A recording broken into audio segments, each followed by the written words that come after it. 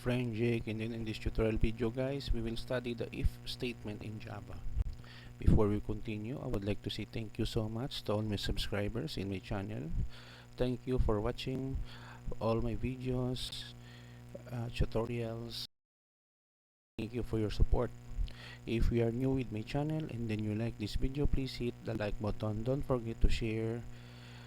Please click the notification bell and then select all so that you will be notified with my newly uploaded videos. Please share in social media and please click the subscribe button so that you can support in my channel. Thank you so much guys for your help in patronizing all my videos in my channel. I really appreciate your support. So let's get started. One of the most fundamental aspects in computer programming is the study of conditional statements.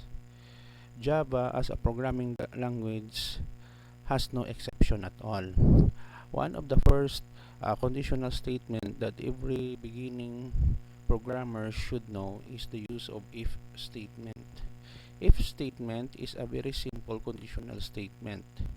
So we have here if statement, if test expression. If it is true, do this.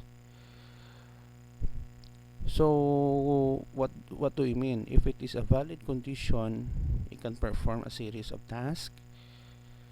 If it is false, it will stop the execution of program.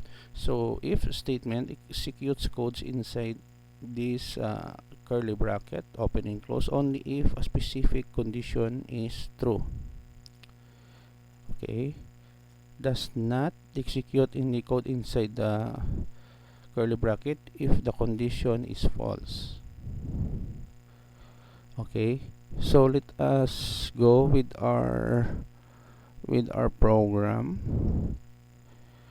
I'm using Eclipse as my IDE. So we have here a series of comment, and then I have here public class if underscore else, public static void main.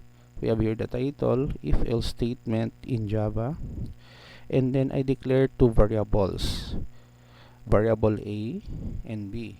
Both variables has an integer data type. When we say integer data type, it refers to a data type that can handle or contains numerical value 0, negative, and positive numbers.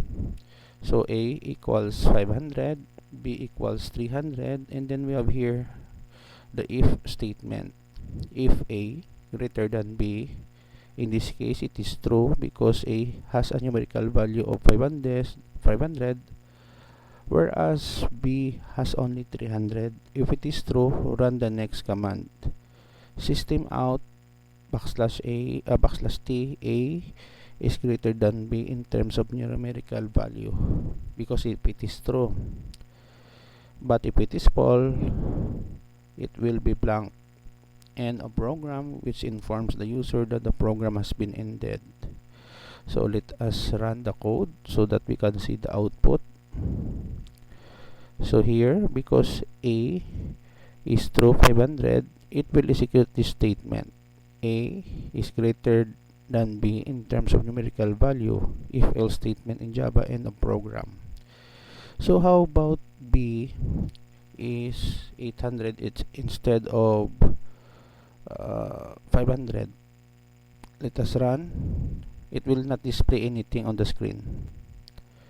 Click OK.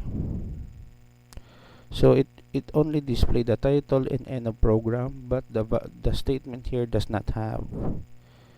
Okay, because it is false. So let us go back here. Let us return. Let's say we have 200.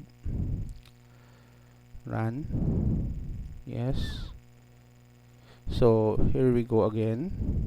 It is a valid because A has a 200 numerical value, but B has only 200. A is greater than B in terms of numerical value, if else statement in Java, end of program. So it is a very simple program. So we have here the end of program to inform the user that the program has been ended, and then we close with two curly bracket. right curly bracket. So this is the end of our tutorial video, guys. I hope that you understand very well the if, sorry, not if, I will remove this one, if statement in Java, not if else, sorry. So I hope that you learned something new in this tutorial video. If you like this video, please hit the like button. Don't forget to share, and please support my channel by subscribing. This is your friend Jake saying see you in the next video tutorial, guys. Bye bye for now.